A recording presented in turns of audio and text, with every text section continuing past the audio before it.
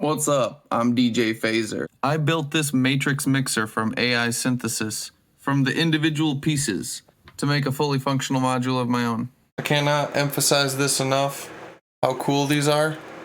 Major selling point right there. Major selling point. If you want to learn how to solder from a dumb like me, keep watching. Okay, I'm trying to set up my space to build this thing. I've already drank most of my coffee. Got my laptop here with the build guide. Also got a speaker set up so I can have some music while I work. Real quick though, I just wanted to go over the tools that I have. Obviously, you need a top-of-the-line soldering iron with a super fancy holder. We have some of this tip cleaner. I've got really fine gauge rosin core solder, actual solder. I've got little snips, little diagonal snips, and needle nose pliers for gripping tiny things. And also this is the cap that came with one of my modules. I think it came with Pamela. And that's really useful for holding little parts in a tiny tray. I also got a little damp sponge over here to wipe off the soldering iron tip. Zoom out here, I'm just doing this on a standard hard plastic folding table. And I also stole one of these lights from my girlfriend. Nice bright white light to work in so we can see what we're doing.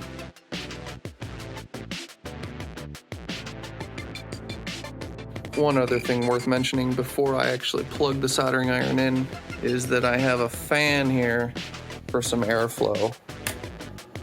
That's pretty important. You don't want to be breathing in the fumes. More coffee. Wait for it. Wow. You got to start somewhere. So these are the two 10 ohm resistors. These go first. Resistors don't have polarity, right? So it doesn't matter which way you do it. Okay, now it's in there. Where's the other one go? The other one's over here, 10R. Hold on, this might be easier if I set this down and then bend these leads ahead of time. Wow, what a fantastic idea. You figure it out as you go.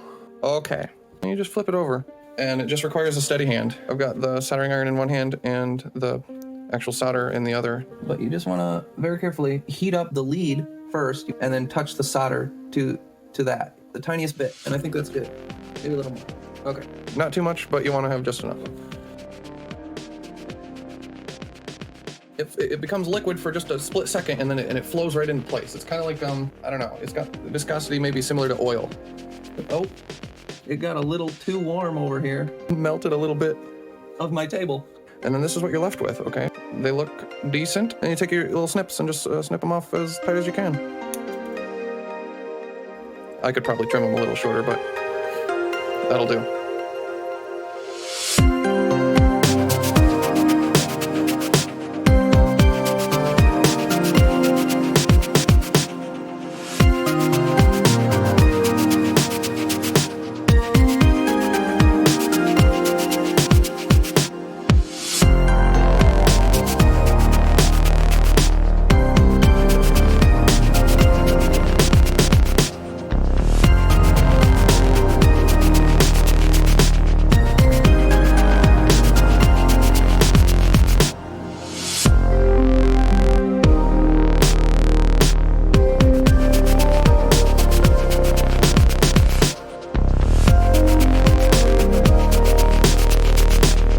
Cannot emphasize this enough, how cool these are.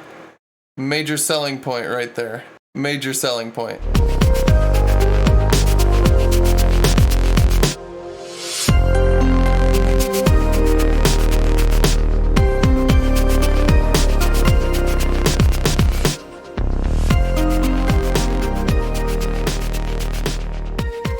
I wanted to mention, it's good to have a wedge tip rather than a point, because you just use the corner.